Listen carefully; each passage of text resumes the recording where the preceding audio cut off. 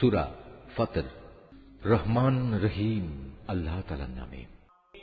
সব তারিফ আল্লাহ তাআলার জন্য, যিনি আসমান সমূহ ও জমিনের সৃষ্টিকর্তা, যিনি স্বীয় বাণী বাহক ফেরেশতাদের সৃষ্টিকর্তা, যারা 2 2, 3 3 ও 4 4 পাখা বিশিষ্ট শক্তির প্রতীক। তিনি চাইলে এ সৃষ্টির মাঝে তাদের ক্ষমতা আরো বাড়িয়ে দিতে পারেন। অবশ্যই আল্লাহ তাআলা সব বিষয়ের উপর সর্বময় ক্ষমতার মালিক। তিনি মানুষের জন্য কোনো অনুগ্রহের পথ খুলতে চাইলে কেউই তার সে পথ রোধকারী নেই।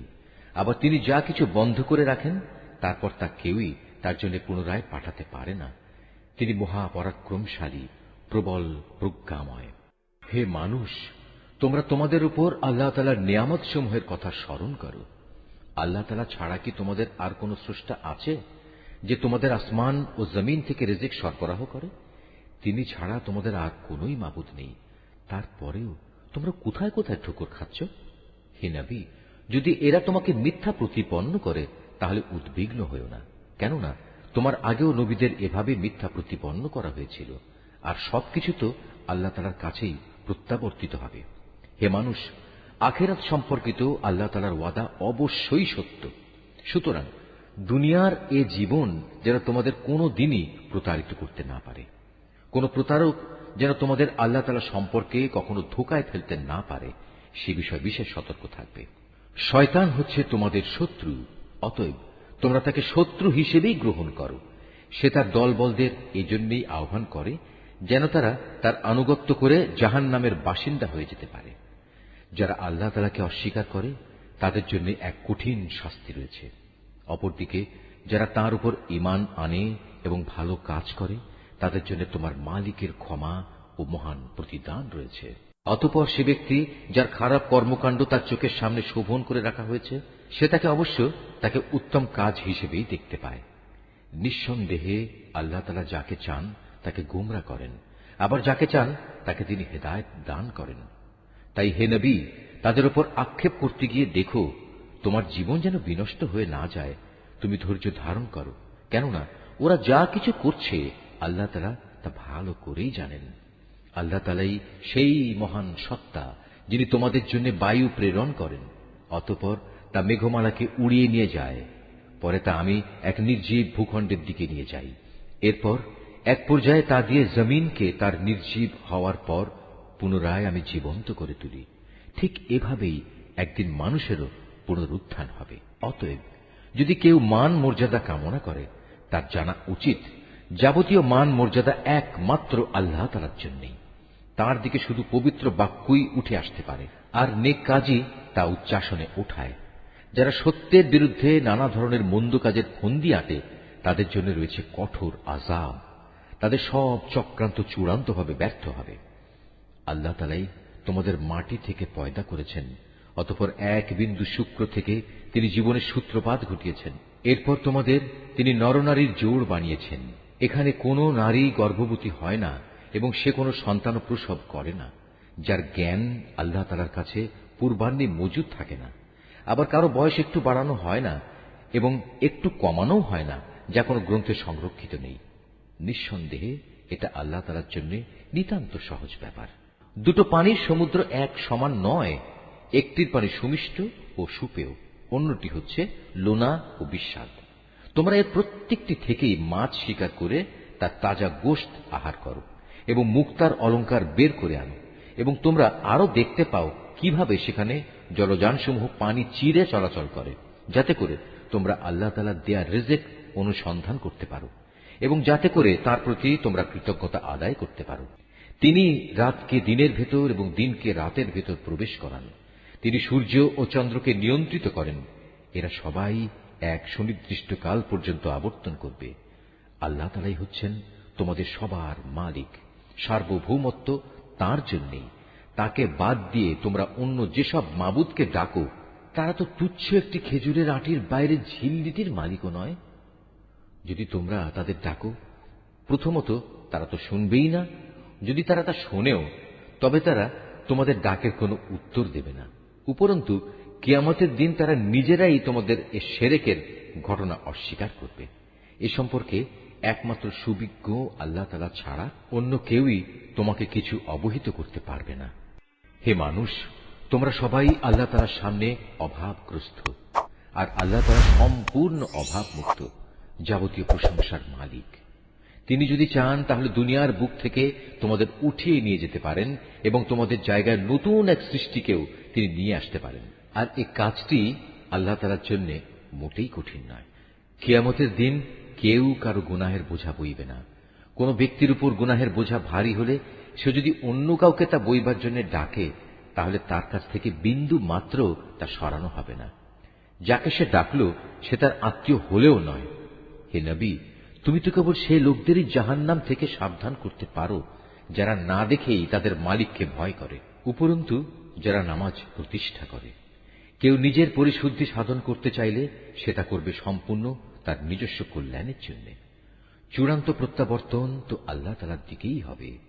একজন চক্ষুষ্মান ব্যক্তি ও একজন অন্ধ ব্যক্তি কখনো সমান হতে পারে না, না কখনো আঁধার ও আলো সমান হতে পারে। ছায়া এবং রোদও তো সমান নয়। একইভাবে একজন জীবিত মানুষ এবং একজন মৃত মানুষও সমান নয়। আল্লাহ তাআলা যাকে ইচ্ছা তাকে ভালো কথা শোনান। তুমি কখনো এমন মানুষদের কিছু শোনাতে পারবে না যারা কবরের অধিবাসী হওয়ার মতো ভান করে। আসলে তুমি তো জাহান্নামের একজন সতর্ককারী বই, আর কিছুই নাও। অবশ্যই আমি তোমাকে সত্য দিন সহ একজন সুসংবাদ দাতা ও জাহান্নামের সতর্ককারী রূপেই পাঠিয়েছি। কখনো কোনো উম্মত এমন ছিল না যার জন্য কোনো না কোনো একজন সতর্ককারী অতিবাহিত হয়নি। এরা যদি তোমাকে মিথ্যা সাব্যস্ত করে তবে এর জন্য তুমি উৎকণ্ঠিত হও না।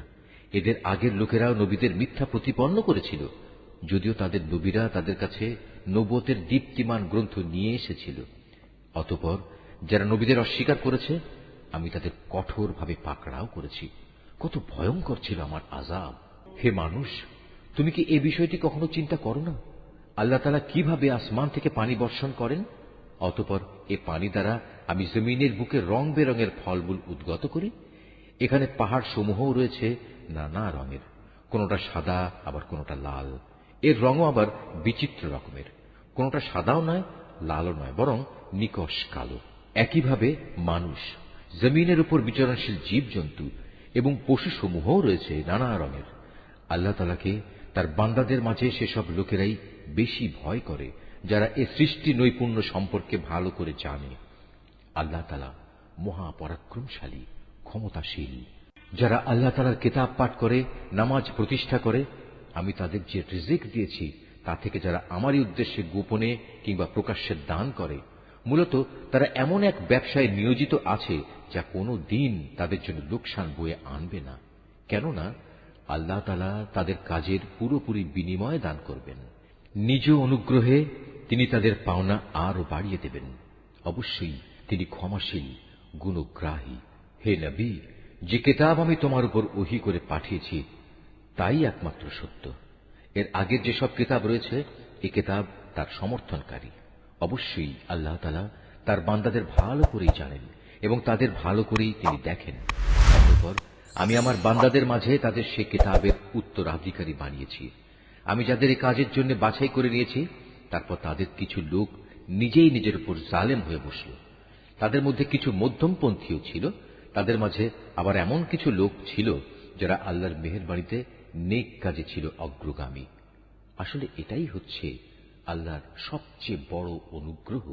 সেদিন তারা এক চিরস্থায়ী জান্নাতে প্রবেশ করবে, যেখানে তাদের সোনায় বাঁধানো ও মুক্তা খচিত কাঁকন পরানো হবে। সেখানে তাদের পোশাক হবে রেশমের।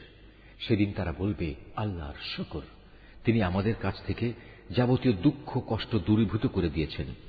অবশ্যই আমাদের মালিক ক্ষমাশীল, গুণগ্রাহী, যিনি তার একান্ত অনুগ্রহ দিয়ে আমাদের এত সুন্দর নিবাসের ব্যবস্থা করে দিয়েছেন, যেখানে আমাদের কোন রকম কষ্ট স্পর্শ করবে না আমাদের কোন রকম ক্লান্তি ও অবসাদ। অপরদিকে যারা দুনিয়ায় আল্লাহ তাআলাকে অস্বীকার করেছে তাদের জন্য রয়েছে জাহান্নামের আগুন। তখন তারা মরে যাবে, তাদের প্রতি এমন আদেশও কার্যকর হবে না। তাছাড়া তাদের আযাবও কোন রকম লঘু করা হবে না। আমি প্রতিটি অকৃতজ্ঞ ব্যক্তিকে এভাবেই শাস্তি দিয়ে থাকি। আযাবের কষ্টে তারা সেখানে আর্তনাদ করে বলবে, হে আমাদের মালিক, তুমি আজ আমাদের এই আযাব থেকে বের করে দাও। আমরা ভালো কাজ করব, আগে যা কিছু করতাম তা আর করব না। আল্লাহ তাআলা বলবেন, আমি কি তোমাদের দুনিয়ায় এক দীর্ঘ জীবন দান করিনি? সাবধান হতে চাইলে কেউ কি সাবধান হতে পারত না? তাছাড়া তোমাদের কাছে তো সতর্ককারী নবীও এসেছিল। সুতরাং এখন তোমরা আযাবের মজা উপভোগ করো। মূলত জালেমদের সেখানে কোনই সাহায্যকারী নেই।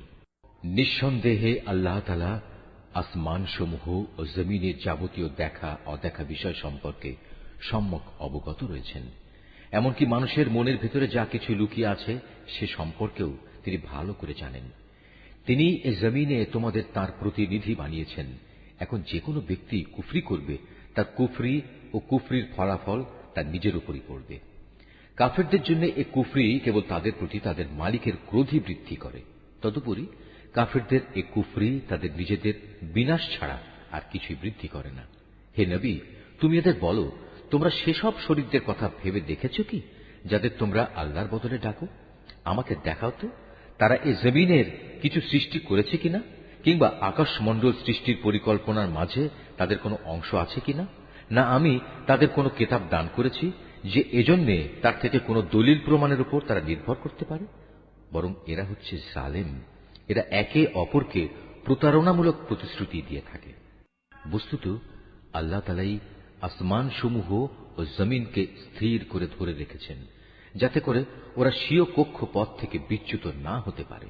যদি কখনো ওরা কক্ষচ্যুত হয়েই পড়ে, তাহলে তুমিই বলো, আল্লাহ তাআলার পর এমন কে আছে যে এদের উভয়কে পুনঃস্থির করতে পারবে? অবশ্যই তিনি মহা সহনশীল, ক্ষমাপরায়ণ। এরাই একসময় সুদৃঢ় কসম করে বলতো, যদি তাদের কাছে আল্লাহ তাআলার কাছ থেকে কোনো সতর্ককারী নবী আসে, তাহলে তারা অন্য সকল জাতি অপেক্ষা তার প্রতি অধিকতর আনুগত্যশীল হবে। অতঃপর সত্যিই যখন তাদের কাছে সতর্ককারী নবী এলো, তখন দেখা গেল তার আগমন এদের সত্য বিমুখতাই শুধু বাড়িয়ে দিল। বৃদ্ধি পেল আল্লাহর জমিনে এদের অহংকার প্রকাশ ও তাতে কুটিল ষড়যন্ত্র। কুটিল ষড়যন্ত্র জাল অবশ্য ষড়যন্ত্রকারী ছাড়া অন্য কাউকে স্পর্শ করে না। তবে কি তারা অতীতে ষড়যন্ত্রকারীদের সাথে যা কিছু ঘটেছে এখনো তেমন ধরনের কিছুর প্রতীক্ষা করছে? তাই যদি হয়, তবে শুনে রাখো, তুমি এদের বেলায়ও আল্লাহর বিধানের কোনো পরিবর্তন দেখবে না, না কখনো তুমি এ ব্যাপারে আল্লাহর বিধান নড়াচড়া অবস্থায় দেখতে পাবে। তারা কি জমিনে পরিভ্রমণ করেনি? তারা কি তাদের আগের বিদ্রোহী লোকদের পরিণাম দেখেনি তা কেমন ভয়াবহ ছিল? অথচ তারা এদের তুলনায় ছিল অনেক বলশালী। কিন্তু আল্লাহর সিদ্ধান্ত যখন এলো, তখন আসমান সমূহ ও জমিনের কোনো কিছুই তাকে ব্যর্থ করে দিতে পারল না। অবশ্যই তিনি সর্বজ্ঞ, সর্বশক্তিমান। আল্লাহ তাআলা মানুষকে তার বিদ্রোহমূলক আচরণের জন্য পাকড়াও করতে চাইলে ভূপৃষ্ঠের কোনো একটি জীব জন্তুকেও তিনি রেহাই দিতেন না, কিন্তু তিনি তাদের একটি সুনির্দিষ্ট সময় পর্যন্ত অবকাশ দিয়ে থাকেন। অতঃপর একদিন যখন তাদের নির্দিষ্ট সময় আসবে, তখন তিনি তাদের পাকড়াও করবেন। আল্লাহ তাআলা অবশ্যই তার বান্দাদের যাবতীয় কার্যকলাপ পর্যবেক্ষণ করেন।